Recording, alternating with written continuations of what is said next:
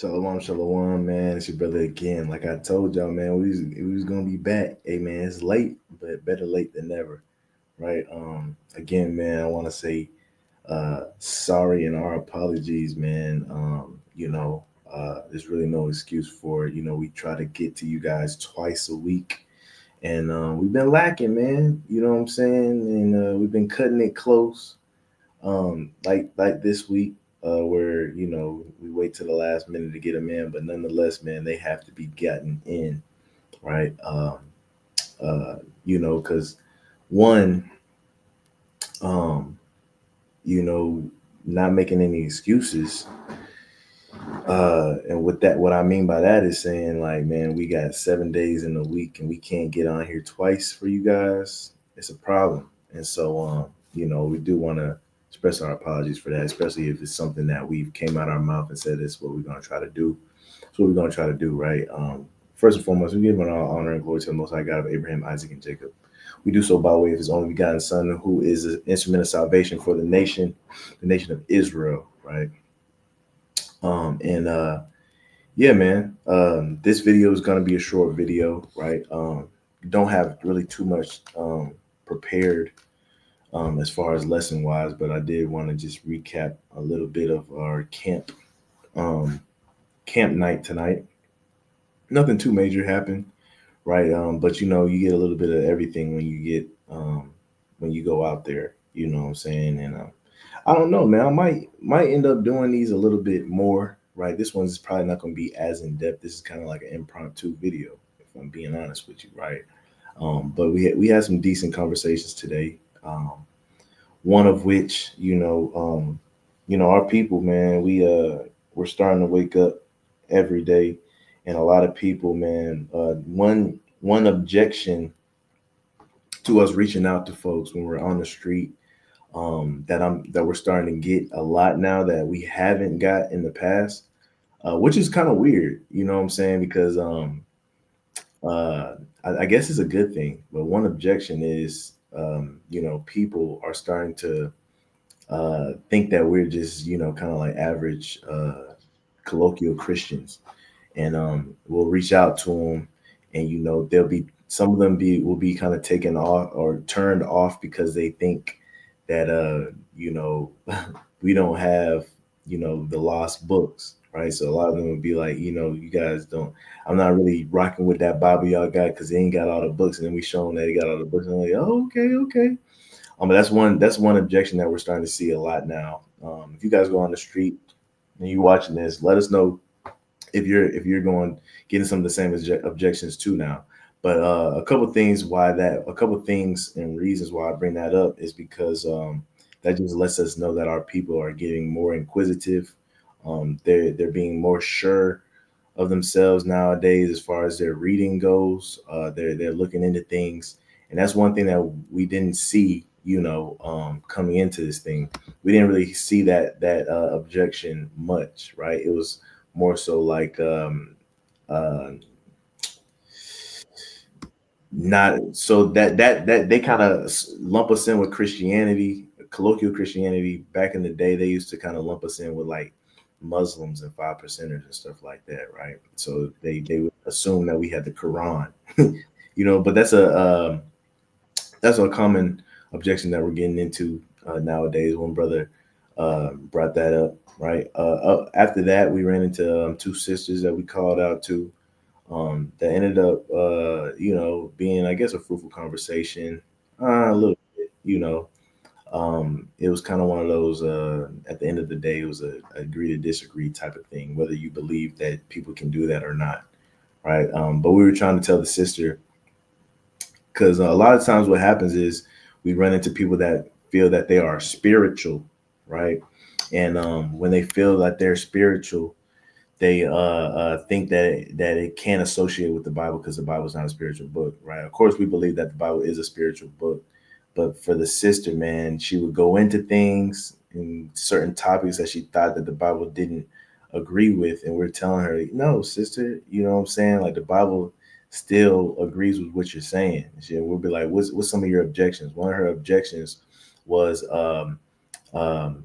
She said, they said Adam and Eve were the only two people on the planet, and then their kids went off to different parts of the world and married and got wives. So she said from a youth, she always thought that was a contradiction.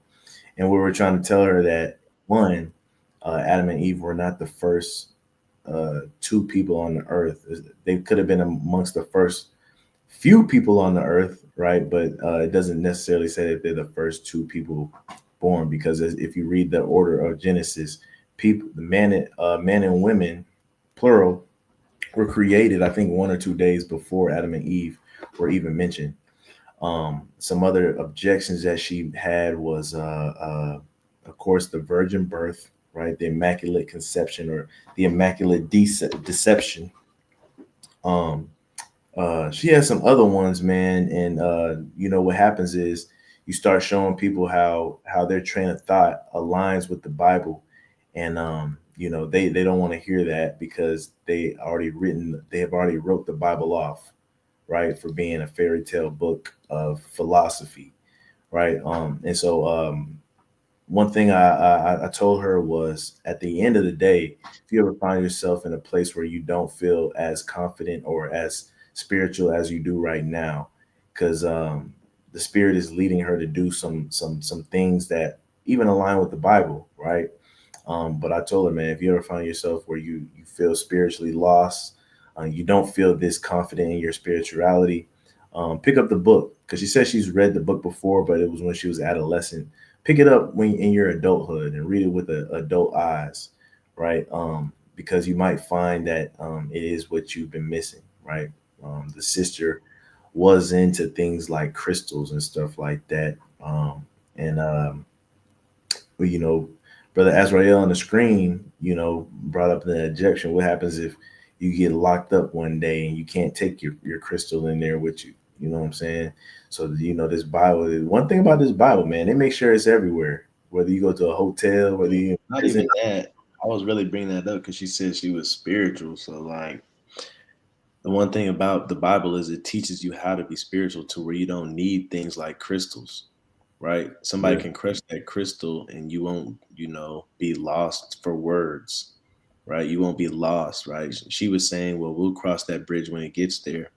But one thing about the Bible is it teaches you how to be sustainable in any situation, right? Without anything physical, right? Because it's actually spiritual. That's what it means to be spiritual, right? But a lot of people, um, like the brother said, their objections to the Bible is not based off of the Bible. It's based off of other people.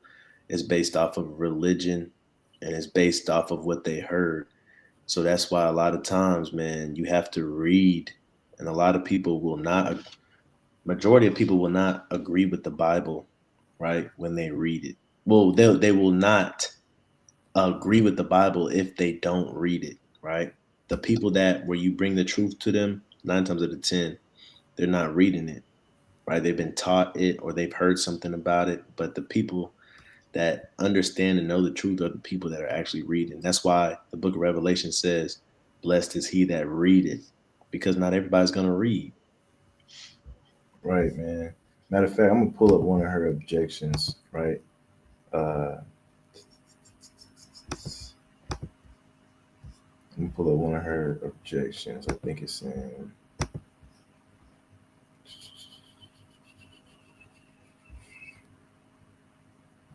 This, where'd she have me read, man? It was Talking about right, Luke. Luke 26. Yeah, yeah. Luke 1:26. Watch this, right? Let me share my screen. 1:26. So her objection was this was she couldn't get down with the Immaculate Conception. Pretty much her point was, can't tell me that an angel came down and had sex with a woman, right? And so if you know us, our premise is that never happened, right? That Mary had sex with Joseph and then begot who the world calls Jesus, right? And so we're trying to tell her, like, that's not what the Bible said. She said, yes, it does. Every Bible says it. Da, da, da, da.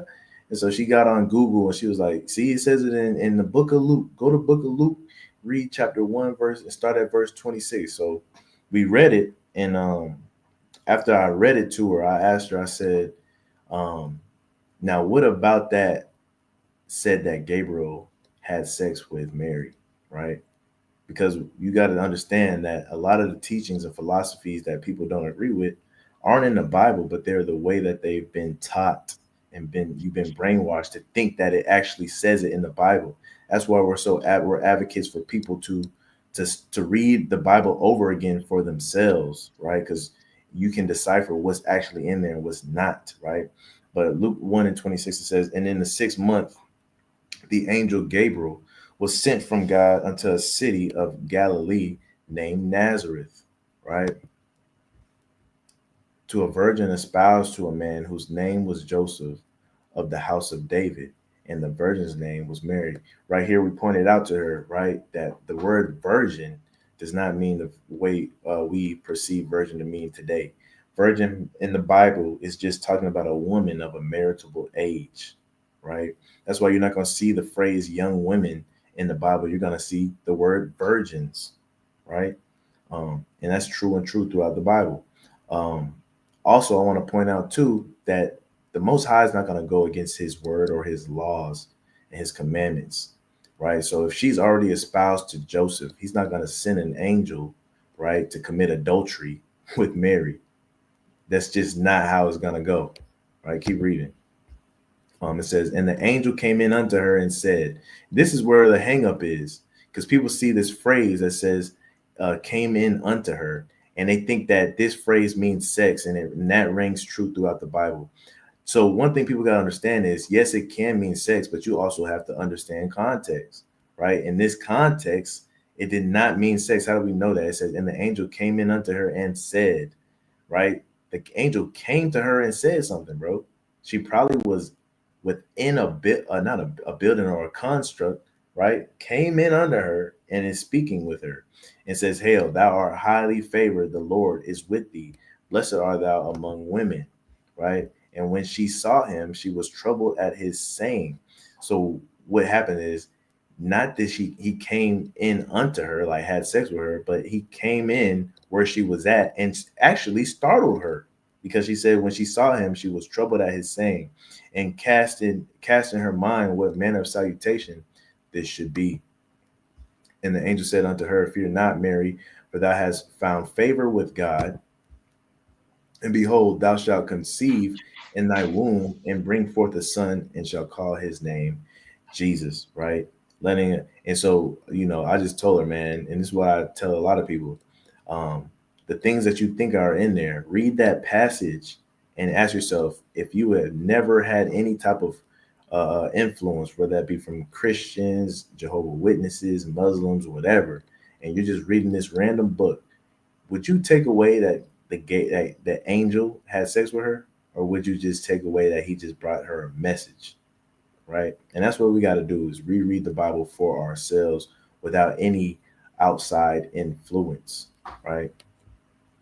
Nonetheless, man, both the sisters had genuine spirits, man. We had fruitful conversations, I believe, right? Um, Now, to the tail end of that conversation, we ran into what we what we believe could be fake Christian apologists, right? Um, I'll tell you, my assessment of them wasn't very um, too good, I guess. Because here's what the thing is, man. When you do this, as long as if we've done it, you start to pick up on people, man, and how they act. So there's a group of kids, man, a group of Edomite kids. They walked back and forth like 2-3 times, right? And you could just tell the way they were acting, the things that they were saying, how they were looking over at us, that they wanted to engage in conversation. I don't know if they were too coward enough to do so at the times, that they just kept walking back and forth, but they finally came up to us, right, and wanted to, actually kind of interrupted a conversation we was having with the sisters, right, to pretty much insert themselves, as, because what happens is, um, certain people feel that if you don't acknowledge them, they kind of feel left over. So we weren't acknowledging these boys, right? And we could tell that they wanted to engage in conversation, right? So they inserted themselves because we didn't acknowledge them. So they came up to us, they asked us their questions and whatnot. And it's the same spiel, you know what I'm saying?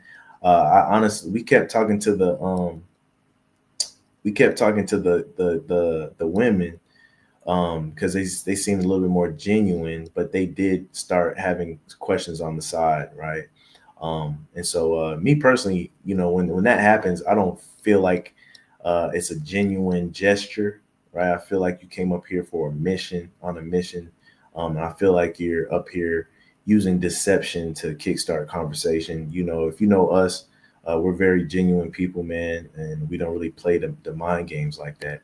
But I can tell you some of their objections to us were, you know, uh, that we teach a works based gospel. And again, like you guys know, we do not teach a works based gospel.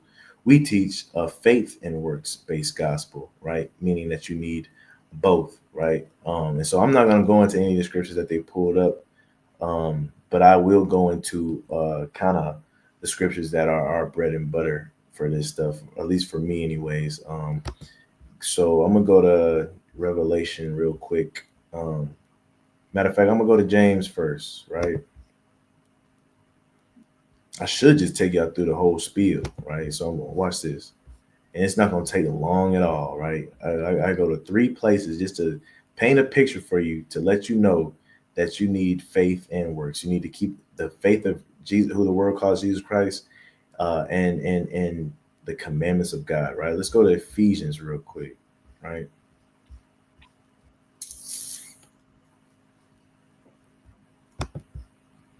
Ephesians, is it 2 and 8? Yeah. So Ephesians 2 and 8, right? Um, this is a very controversial topic, for understanding why. I'll explain. It says, "For by grace ye are saved through faith, and that not of yourself, it is the gift of God," right? So a lot of people, when I say people, a lot of people in colloquial Christianity nowadays, in this new age Christianity, they insert stuff into stuff like this. What do they say? They say, "For by grace alone," right? But right here, we see that the word alone is not in here. Why? Because is a requirement. How do you receive that grace? Um, Through faith. That's literally what it says. Through faith. And we oftentimes say people, because people will bring this up to us like we won't agree with it. No, we agree with this fully. You can receive that grace, but it has to be through faith. But can that, and so my follow-up question typically is, um, what kind of faith is that? Right? Is there a good faith and a bad faith mentioned in the Bible? A lot of times people will be like, no, man, there's only one type of faith in the Bible. I mean, if you have it, man, you got it. Right. And we quickly remind people, hey, look, your faith can be counted as dead. Right. What makes your faith dead? Let's go to James chapter 2. Right. And the beautiful thing about all this stuff is that all this stuff is in the New Testament. James chapter 2. I think I want to go to around what, verse 18. What it says. It says, "Yea, a man may say, Thou hast faith, and I have works. Show me thy faith without thy works, and I will show thee my faith by my works." Right? Because that's how you show your faith. How do you know a man? By the fruits thereof, his fruits, right? Um, and we're not talking about children here. We're talking about his actions, right? His works. He says, "How can you show me that you have faith without any works?" That's crazy. You can just be talking, right? It says, "I'll show you my faith by my works." Keep reading on this. It says, "Thou believest that there is one God, thou doest well." Meaning you have faith that God exists. That's cool, right? It says the devils also believe and tremble. The devils also believe and they have faith that God exists, right? But what differentiates you from the demons and the devils, right? It's the fact that your works are accompanied with your faith. But it says, "So, but wilt thou know, O vain man, that faith without works is dead." You can have faith all you want to, but if it's not accompanied by those works, it's dead. So we often tell people, hey, look, yeah, you get this grace through faith, but is just any faith? Or does it have to be a live faith? It does have to be a live faith, because if it's dead faith, it's good for nothing. It's good for nothing, right? Three places. We went to Ephesians, we went to James, right? And then Revelation, man. You know what I'm saying? So we kind of going in order here. Revelation chapter 14, right? And I like going here, and I'm gonna tell you why. One, because it's the last book of the Bible. Two, because John is literally seeing what's happening at the end of the world. So I tell people all the time, this is a cheat code. John is looking out to see who makes it and who doesn't. And these are the people he saw that made it, right? So whether you believe it's just faith alone, right? You better keep these commandments too, because in the end, John said he sees a number, right? He calls them the saints, right? And the cheat code is, if you want to be a part of that number, you have to be doing these things, because he already knows who makes it and who don't. And the people that he saw that made it were doing these things. Revelation 14 and 12, it says, here is the patience of the saints. Here are they that keep the commandments of God and the faith of Jesus, right? Whether you believe it's a requirement to keep these commandments or not, you better be keeping them, because I tell you one thing, if you're not going to be in this number. You see what I'm saying? And because it's already a cheat code, there's no argument against it, because this is already a cheat code. He already seen the end of the world. He already seen who's going to get salvation and not. So there shouldn't be no argument. There shouldn't be no philosophy. There shouldn't be no, yeah, but this is an end all be all right here. Just that simple. You see what I'm saying? But that's just a little bit of a recap from tonight, and we typically go to we usually try to stay out there for about 2 hours once we get out there. But tonight, man, was a lot of conversations, and I think it was pretty edifying, and I hope them brothers come back with a sharper sword, so we can dialogue some more. You know what I'm saying? Other than that, man, I ain't got nothing else. You got anything else, brother? Nah, if you in the Middle Georgia area, come visit us, man. Reason in the synagogue with us, man. You know what I'm saying? And as our big brother Christ said, if you're not gathering, you're scattering. Come, man. I want to say, oh yeah, if you guys, this was just I'm not gonna lie, last minute little video, but it was a nice little recap, man. Let us know if you guys like these recaps, these camp recaps, and we might be able to do some in the future. If not anything, we might be able to just do them for ourselves, just to look back on things that we said, things that we could have said differently or better, just to keep in our files. You know what I'm saying? So just let us know. Other than that, man, I hope you guys had a great Shabbat. I hope it was a good reset for you guys if you had a bad week. Hope it was a plus to you if you had a good week, and hopefully we can start this week coming up with blessings and favor. Other than that, man, we say shalom. Hope you have a good night. Shalom.